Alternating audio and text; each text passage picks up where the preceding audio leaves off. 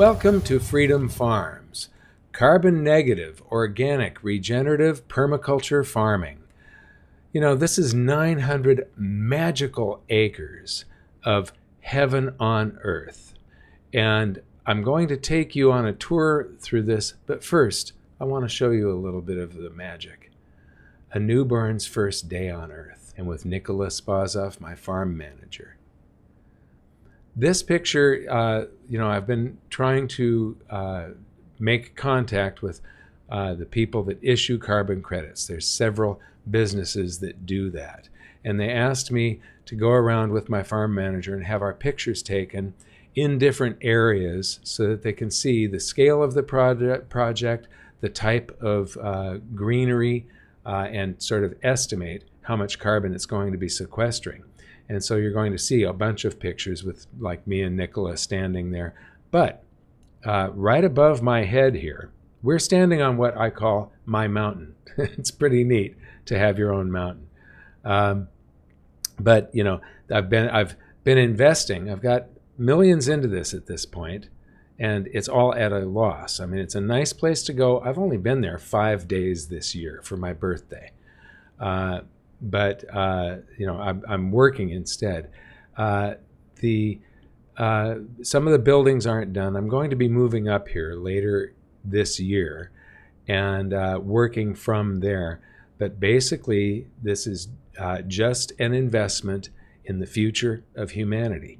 And so what we've got here, if you look at these buildings right here, this is the main buildings of the ranch. But the ranch, actually, I call it a ranch because farm conjures a picture for me of that guy with a pitchfork and his wife, and they're not real happy looking, versus ranch is like cowboy on a horse with chaps on, maybe some 6 guns, a hat. You know, it's got more charm to it. So I like the word ranch better than farm.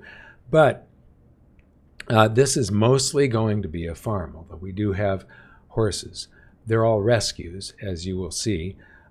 Except for the newborns, the ones that were born on the property. But these are the main buildings. But the farm actually goes all the way back to these houses up on this ridge here.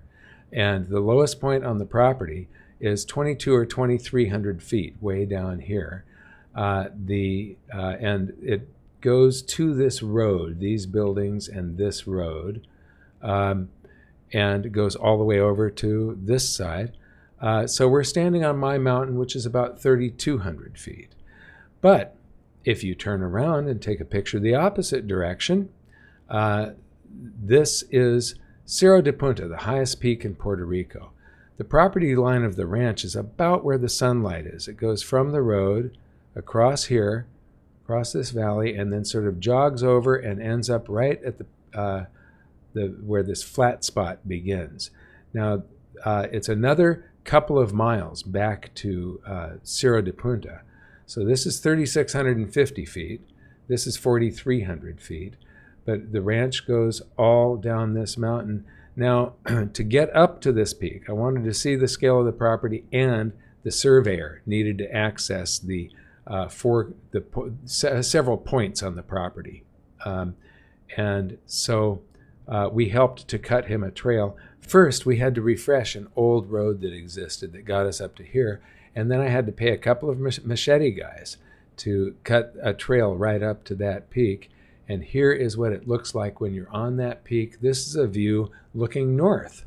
So this is the north coast of the island. This is about 15, there's the ocean over there too, about 15% of Puerto Rico's north coast.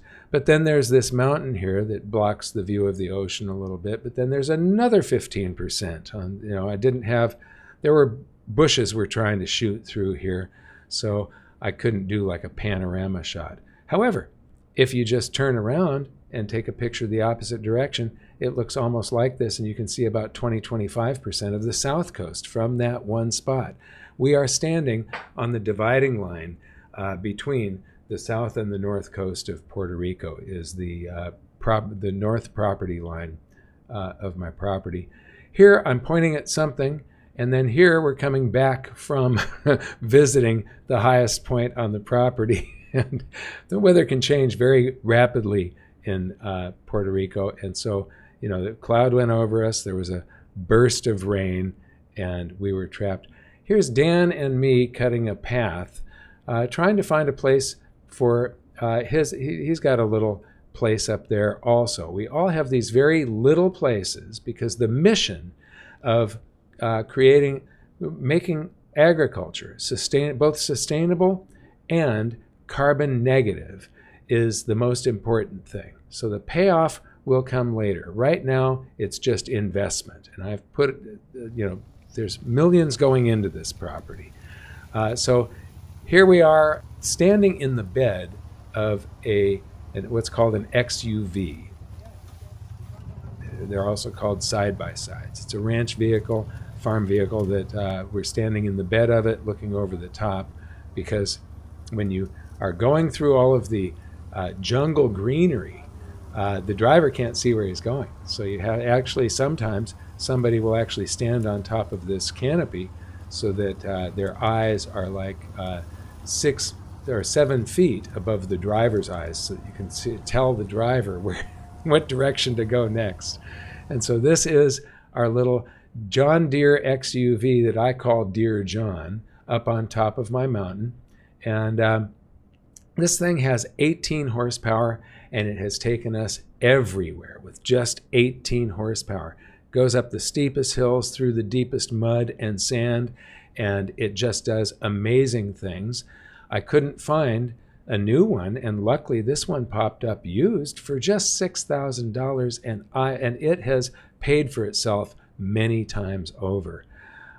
This is Lincoln Jude. He's my 2D animator, the one that if you've watched Hidden Secrets of Money, anytime you see something that looks like a painting or a hand sketch, that's Lincoln that does that. This is one of Nicola's sons, Kalani. Nicola is from Bulgaria. His wife is Puerto Rican, so Kalani is half Puerto Rican, half Bulgarian, with a Hawaiian name.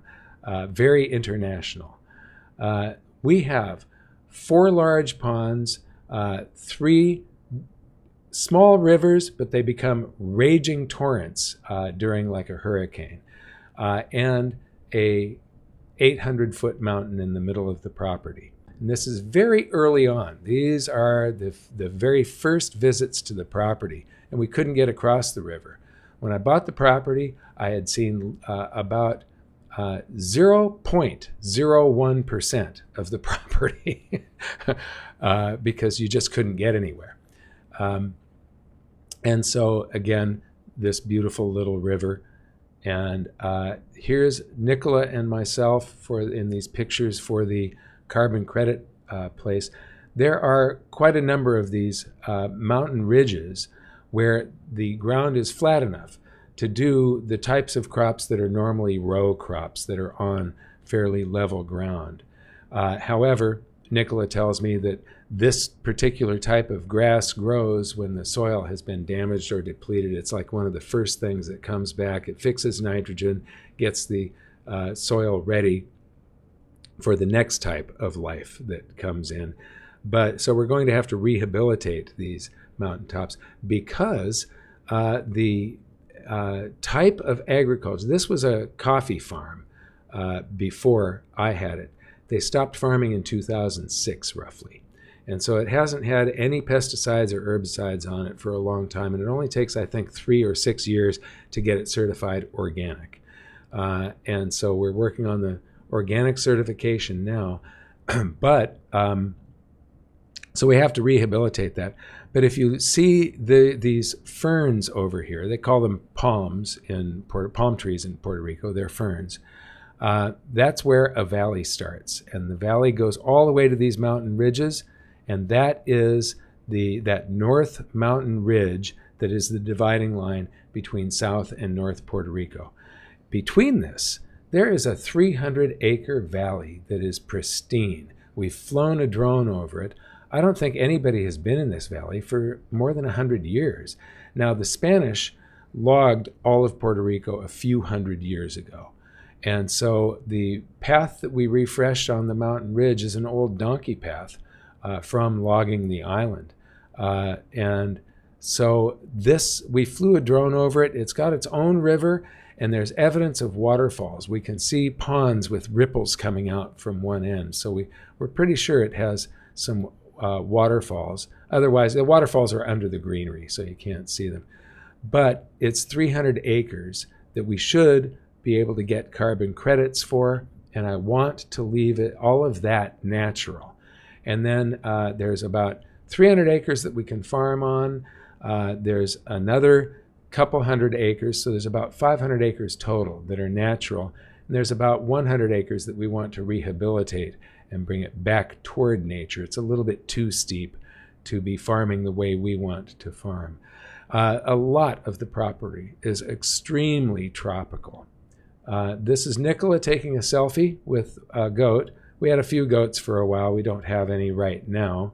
And here's a very strange looking rooster, but beautiful nonetheless. And Nicola with a 16-pound cabbage and a carrot the diameter of a baseball bat. Now Nicola is 6'4". He's a big guy. 16-pound cabbage, that's 2 babies. And it doesn't hurt to let them get big. The flavor, this was sweet, delicious. It was great. 16 pounds. If you're eating 6 ounces of coleslaw or something, that's over 40 people that one cabbage can feed. Carrots are a similar situation. Here's one of his sons, Kalani, with a beet the size of his head. And the beets, it's delicious. And so we're growing crops that other Puerto Ricans don't typically grow, and we can do this because of the altitude and the weather, and we haven't even explored the microclimates. All of this was grown at the 2,400-foot level, but it's cooler and different weather up on top of my mountain, and then when you go up to the mountain ridge, it's very different from that. And so the microclimates give us the possibility of this big variety. Here is a little experimental garden where we've got cabbage. I believe this is a broccoli plant, more cabbage, broccoli. There's dill back here and kale. And we grow quite a wide variety of the experimental crops. We're getting ready to do the larger plantings, but it takes a lot of planning and investment in all of this. It's a big cash burn, but I think it's going to pay off for all of humanity. It will. So here's Nicola's kids with a couple of their friends getting ready to go swimming and boating. And here they are on one of the upper ponds, the pond that's up on my mountain. This one, it's a fairly, I'm tempted to call them lakes, but it's a pond. But there's this floating flower here that's choking it off, taking up about a third of the pond at this point, and we have to remove some of that because you can fish for dinner in these ponds. There's big fish in there. Anyway, while we were going around the property, I found this house. You find houses on the property. Now, this is a cement house. There was a contractor up in the mountains there that about 80 years ago or so made hundreds of these. You can see them all over. It's a house basically for poor people. It's about 400 square feet, has 2 bedrooms that are 9 by 12, and then there's a little porch here that's 5 feet deep. There's an all-purpose room that's a living room, dining room, everything room that is also 9 by 12, and a kitchen that's 9 by 7. And no indoor bathroom. I found this, the structure is fine. I've got this problem where, instead of bulldozing something, if it's in good condition, I would rather fix it, rehabilitate it, and improve it. And so that's what I've been doing. And here's that same house today. I added a 2-car garage. The 2-car garage has more square footage than the original house. I kicked out this little area 1 foot so that where the couch goes, it's 10 feet wide instead of 9 feet wide so that I can have a big screen TV that's not in my face. I enclosed the porch, and then it's all solar powered. There's 32 solar panels and a solar water heater and 3 Tesla Powerwalls. This is the house originally from the side. And you can see, I mean, it wasn't supposed to be a sod roof, but it turned into it with just the deposits of all these leaves, and the decaying organic material grows a bunch of other stuff. And here is the house today. So I added a kitchen that's about 15 feet long on the back. It's still only 9 feet wide. And then the one luxury that I've got here is a really nice bathroom. Bathroom's only about 9 by 9, but 2 of the walls are glass and they fold back. And so where this bamboo ends, you have an absolutely private view. This is my mountain. I hope to build a house up there one day, a glass house with just a spectacular, amazing view. But for now, I've got this absolutely private view, and I've got a rain shower in the ceiling. So I can take a shower basically outdoors, but with a roof above me a little bit. And this solar water heater, I could shower for an hour at midnight and not run out of hot water. So here it is again with this beautiful rainbow. The weather up there is changing all the time, and it is just so amazingly spectacular. This is Nicola's house. He decided to leave his house, the 400 square feet, but he made what was originally the kitchen into his bathroom, and then made a kitchen outside, because in Puerto Rico, especially up at this ranch, you want to live outside as much as possible. Even when it's raining, it's great, as long as it's not raining with a windstorm. And then I designed these shutters they're just 2x4s, but you close, and they're charming looking. You close those, you pull this 2x4 out of these steel hooks that are and you slide them through some steel hooks on the outside, and you're ready for a hurricane. This is a weather station. We've got microwave internet, and we've got Starlink, so we've got redundant internet. And so when there's a power outage, and you can see from my mountaintop, it turns black for miles all around. And then a few homes come on with generators, and ours never goes out. They all lose internet. We don't, because when the power goes out in our area, so does the big internet antenna, the microwave antenna that is broadcasting all of the internet information. This is the original condition of what we call the cow building. It's called the cow building is because back in the 50s, this was a dairy farm, and before that, I think it was a sugarcane plantation. And you can see all of the damage from Hurricane Maria. Every building on the 7 buildings were extremely damaged and had been abandoned for years, so there's vines growing through them and everything. And that's the reason I was able to get this property that is in an area where it can have profits that can fund this experiment of carbon negative farming and trying to make it more profitable. But in that quest, we have to sustain that with profits. And so this can be profitable, as you saw from the last video. But one of the problems here, all of this was asbestos, and I didn't want any asbestos on the property. And so this is the original condition. We cleared away enough of the undergrowth here to where we could get a close-up look at it. And I'm saying, oh, my aching back. I actually didn't do 1 minute's work on this. You hire other people for this kind of stuff. But it has been quite an expenditure to start rehabilitating this. And so this is a storage room in it. So it looked like this all over the place. This is an after shot during the construction of that same room. Now, this is the back side of the building. And this man here, his name is Magomet. He is from Russia. He speaks Russian and Spanish. He's been in Puerto Rico for many years. The Spanish that he speaks, though, is mixed with like 20-25% Russian words. So most people don't understand what he's saying, except my ranch manager, Nicola Spazov, was born in Bulgaria under communism when school was taught in Russian. And so he can't really speak Russian today, but he understands enough to be, and then he speaks Bulgarian, English, and Spanish fluently. And so he can listen to Magomet and translate to me.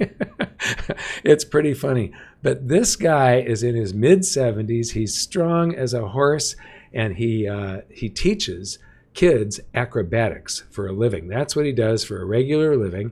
And then periodically, he's a circus performer specializing in the tightrope.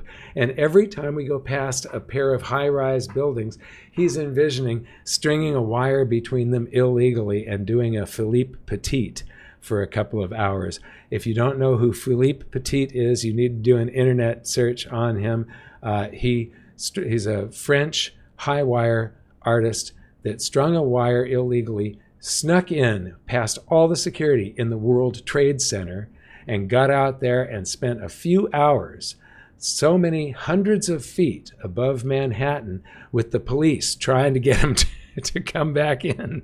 And it's quite a story, and there's a documentary on him, I believe, on Netflix. This is the hazmat team starting to remove the roof and get rid of all of that asbestos, and they're halfway through it here. And then all of the asbestos is gone. The steel structure, this is all steel and reinforced concrete. So we removed any oxidation off of the steel, and then primered it with the primer paint that keeps it from rusting, and filled in the trench that you would get down into for milking the cows. And we don't really know what this building will be yet. This was like a laundry room or something, and this is a bathroom. But this room up in the front is like 20 by 20 or 24 by 24. It's the only room I've got a vision for, and maybe it doesn't end up in this room. But we need a scientific laboratory. We need to be able to look at soil samples and look at the dirt, the mineral content, and any pollutants in the dirt. We need to be able to look at the soil and see what the microbiology is, the fungus, the bacteria, all the rest of the microbes, the pH of everything. And then we also need equipment to be able to take a tomato or a cucumber or something like that and know what the vitamins and minerals are. And then as we're doing our taste testing, we can start correlating the flavors of things to the vitamins and the minerals that are in them. You know, chlorophyll has that very green flavor like your mowed lawn, and vitamin C has that tart acidic flavor like lemons. So we should be able to start identifying other nutrients and very easily starting to breed for them and create this very healthy, tasty food. And I'm going to be selling it locally, so we don't have to engineer a tomato that has 5-mile-an-hour bumpers on it. 5-mile-an-hour bumpers, cars in the 70s had these big things. You could bang into a pole or another car at 5 miles an hour and sustain no damage. Tomatoes are now engineered to be picked thousands of miles away, green, put on trucks and then on trains, and for Puerto Rico, ships. And then when it gets here, weeks later, they expose it to ethylene gas, and the green tomato turns red, and they sell it. It's a red bag of water with no nutrition in it. And as I said in my last video, we are poisoning the soil and the plants, so we're growing sick plants that then we eat and become sick. And so we can heal the body and heal the planet simultaneously with this project. So this is taken from the window on the front of it, and you can see this area right here is that storeroom that was all junky. And then the upper floor, I think what they had in here before was the equipment for the vacuum equipment for putting on the little suction devices on the cow's udder to suck the milk up there. And then that large room, which is here, was probably where they did pasteurizing and bottling. And then you had a storeroom for like all the bottles and things like that. Today, we've got 20 solar panels on it already and 2 Tesla Powerwalls, and we will be adding more capacity as needed. So I don't know what this is going to be, but we've got security doors on it, and this super thick laminated high impact hurricane glass with an automatic shutter that comes down in front of it. And I haven't got the garage doors on here yet, but we don't know if this is going to be like processing and packaging and refrigeration, but it's probably, just pull in farm vehicles and plug them in at night so that they're charged in the morning. This is a house that was near the front of the property. The roof is completely gone. It had like an inch of water. I think there were some lily pads growing inside this house. About a third of it has a tin roof that's all peeling off here. It was basically destroyed in Hurricane Maria. Part of the reason that I was able to pick up the property for a song. This is the house today. It's a 10-bedroom, 4-bathroom, 2-kitchen house. And so this is what I call it. We were originally calling it a bunkhouse for workers, workman's bunkhouse. But this could be for many more things. I want to attract bright minds. So with room and board, we may be able to get a bunch of volunteers up there trying to solve these problems. And you're living in paradise. It's beautiful. One big problem, though. Look in here. The main room, once you put doors on it, there's this one window that's in a shady area. So it would have required running lights all day long. Very often, it clouds over like this at noon or 2. And so we'd be running lights all day long, depleting the batteries. This has 2 Tesla Powerwalls and 20 solar panels on it now. So I came up with this invention I call light chimneys. These basically like a chimney, except it's painted bright white inside, and you put a skylight on the top. So there they are coming down as skylights into the main room, and we've got a couple of the skylights mounted here, and they're like 4x4 holes through the second story down to the first story, and these the skylights are electrically operated. They've got motors in them, and when they're closed, when it's cool, the light makes that room bright and airy now. They work incredibly well. And then if you crack them just a little, you don't need to actually expose you don't have to open them up like that picture. You can crack them from being closed and open them up just a little so that there's a flow. What happens is they turn into thermal chimneys, and they evacuate all the warm air that collects on the ceiling, and the cement gets cold at night. In the cool season, it can get down to 50 degrees at night up here. It can get up to 85 in the hot season, except when you open these, the cement on the ceiling never heats up, so you don't get the room warming up in the afternoon and creating heat. You can go in there at 4 p.m. and it's 10 degrees cooler in that living room because all of the walls stay cool from overnight. And so we don't have to run air conditioners in this place. It's phenomenal what's going on. This was another building that we never tried to rehabilitate. One of the workers on the previous owner, when the previous owners had it, was here, and it was all wood except for 2 walls. This outside wall and one more wall that creates a bathroom that was 3.5 feet wide. When you sit on the toilet, your knees are practically touching the other wall. And so it's got a tiny little shower at the end. When we first moved up there, to start this process, we were in tents. It was camping. And this was we were able to get running water to this. And so it was the only place where we had a sink, a shower, and a toilet.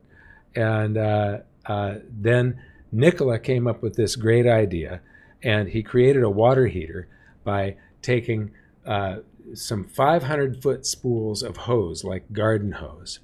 And you can connect 2 of them together and make a 1,000-foot spool. And then you bury it in a compost pile, and you put a tarp over it, and the bacteria in there causes it to go up to about 120 degrees, and you've got a hot shower. It's quite amazing.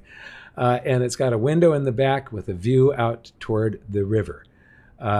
This area was, this was a coffee drying and sorting area for coffee beans. Behind this was another building for peeling and husking the coffee beans. And then behind these this greenery here, there were these big stainless steel machines that were about 12 feet in diameter, and it would blow hot air underneath this perforated steel that all the coffee beans were on, and there would be these big things that stirred the coffee beans and dried them, and then they go through this red machine here and they get sorted into their various sizes, and then they go onto tables and people would hand pick out all of the bad beans, you can see by the color. Then they get bagged and sent off to the coffee roasters. So this was the only area with an intact roof that we could use. And so at first, this is where we camped to be able to be on the farm and work on it. And then later, this became something we call the community kitchen. We've got solar panels and Tesla Powerwalls, and I had them hang these icicle Christmas lights basically, but they're incandescent. We didn't go with LEDs. LEDs do not have full spectrum. They always the light is semi-phony. We're going to have to go with LED lighting in all of the houses to preserve the power. But for this, it's still very low power. But I went with incandescent. When you dim it, it becomes more yellow and warm. And it's absolutely wonderful. So we've got a couple of refrigerators and a range with an oven. But almost all the time, we cook over fire. There's some potatoes in here. Even, like I said, you want to be outside even when it's raining. This is the rain coming off of this roof. It's just pouring out. Sometimes somewhere between noon and 2 or 3 o'clock in the rainy season, May through October, it'll rain for somewhere between 15 minutes and an hour or two. Every once in a while you get a day that's like 50% rain. But so a burst like this can happen for just 15 minutes, but it's still best to be outdoors. And the horses, I'll show you, they are rescues. Dan found them on the outskirts of his golf course. But we don't have any stables or pens or corrals or paddocks. We don't need them. The horses just wander around anywhere they want to go on the ranch. There's no trails to get out to the road or anything like that, so they're safe. And they came from, I'll show you, from hell, and now they're living in heaven on earth. And horses are these big, very benign, peaceful animals that are somewhat inquisitive. And so, you'll be cooking and you get a nudge on your back and you turn around, oh, hello. They don't spend all their time in the kitchen. They just wander in, say hello, and leave. But here's one of them saying, hey, Nicola, get me a beer out of the refrigerator. And Nicola says, okay. Actually, they'll smell a beer. They don't really drink it. And so this is one of the rescues. What a lot of people in Puerto Rico that want a horse but can't really afford a horse and don't have a place to put a horse, they buy a horse anyway, and then they tie it to a tree on the outskirts of like a golf course or something. They come and visit it and use it once a week. And what happens is the horse eats away all of the grass where it's tied up, and then ends up trapped right by the tree. It gets its hooves tangled up in branches or in the ropes, and it sits there and starves to death. No water, no food. So Dan fills up water containers on the back of a golf cart and brings them water and food. And this is Nicola now. The horses are up on the ranch. The horse is just smelling the beer. About once every day or 2 or 3, the horses just wander over to the orange grove. Now, we found the orange grove. I was looking on Google Earth, going back in time. I was looking for coffee trees because we were getting the farm appraised, and I wanted it to get appraised for more than I bought it for.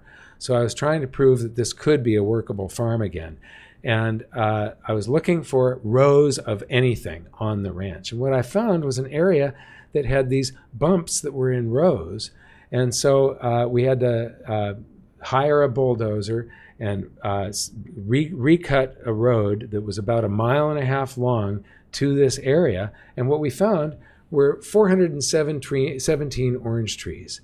There were more than that. There were like 500 or 600, but many of them had died. They were all completely covered with vines, and it took two guys, two days to liberate each orange tree. And so because you had to cut the vines out of them, pull them out, and then get on ladders and actually scrub all of the bromeliads, lichens, and moss that was on every single branch. So every single branch had to be scrubbed with a wire brush. But you stress a plant like this to the edge of its life, and then give it sunlight and nourishment again. And when it comes back, these are the best oranges you've ever tasted. They are amazing, and they are 100% organic. So here is Coquetta with her baby having lunch, and then the baby taking a nap while her mother trims and fertilizes for us. You know, we used to, for a year or two, we had a full-time trimmer guy with like a weed whacker going around different parts of the farm, and he'd have to do that all of the time. We do something called chop and drop. This was all like 8 to 10 feet high in greenery. And you chop it down, and all of the people that worked for it said, you've got to rake it all up and put it in piles and get rid of it. And Nicola says, no, you don't do that. Leave it here. And so they left it, and they were amazed because we came back 3 months later, and there was no greenery. They were expecting to have to do it all over again every 3 months. And here it was, just perfect still because of the chop and drop technique. So now we've added some animals to the process, and it's been wonderful. And so that is heaven on earth. If you're afraid of horses, don't be. If you've got the right horses, they're just these big, loving, inquisitive animals that won't hurt you. We did have a couple of goats for a while. We don't anymore. This was Lolo.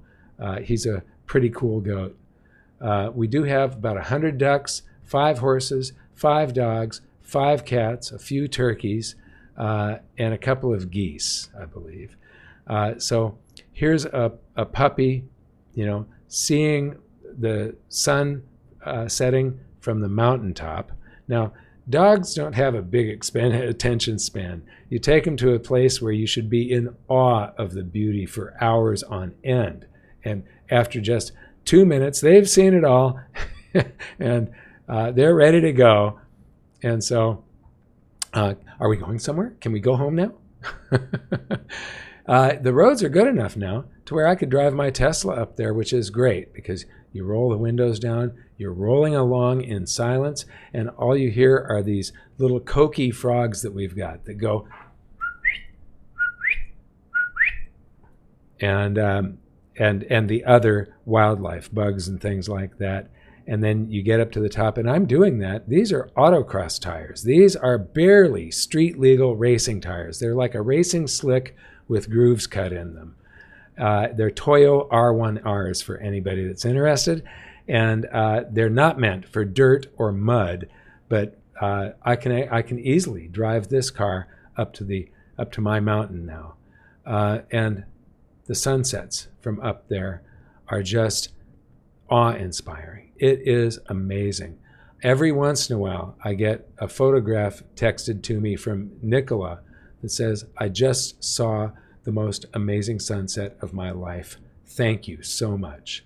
Because he's so appreciative of being able to live in this environment. It is amazing. And I can't wait. You know, if there's a payoff from this thing, I do want to build a house up on this mountain peak and experience this. You know, when I've had different companies, and one of them I was manufacturing high-end audio equipment, and my office was in a garage with no windows and fluorescent lights. So for several years of my life, I spent most of it inside this room with no windows and fluorescent lights. And I really would like to spend the last part of my life never missing a sunset again. The weather up here changes very rapidly. You're up at 3,200 feet on an island, a cloud blows in, and suddenly you're in this dense fog, where down at these buildings below, it's just a very overcast day. So it changes rapidly, but it is absolutely stunning. It's amazing. I call this the album cover. This is like, take us to your leader. We just landed. We're aliens. Now, this is a very long exposure, and we're all holding a beer. That's the reason our arms are like this. But these lights, because it's a long exposure, they overlap, and it makes it look like this is really populated. This is very sparsely populated, little tiny towns and farms. And that's where the wind comes on shore and brings on our rain, which is the purest rain. And so we've got the purest air and water you can get. So come on up. Whoever gets this position, we do have housing up there for you. It'll be in that bunkhouse at first. Later on, if you've caused a profit, we can build you a little cabin somewhere. But I'm going to be living in, my house is now 700 square feet, but my bedroom is going to be 9 feet by 12 feet. The reason for doing this is the mission, not to live in the lap of luxury. That comes later. And so I've got this place that is probably the only place on earth that can self-fund this mission because of that high altitude, and it's one of the only big farms up at that altitude. There's a couple of other farms, but this one is the one that has the purest water and air, and then all of the tax benefits in Puerto Rico, and then carbon credits, and then our farm income being 90% tax exempt. So help us accomplish this mission by making this place profitable. And now I leave you with some of the peace and harmony and tranquility that is Freedom Farms. I want to thank you for watching.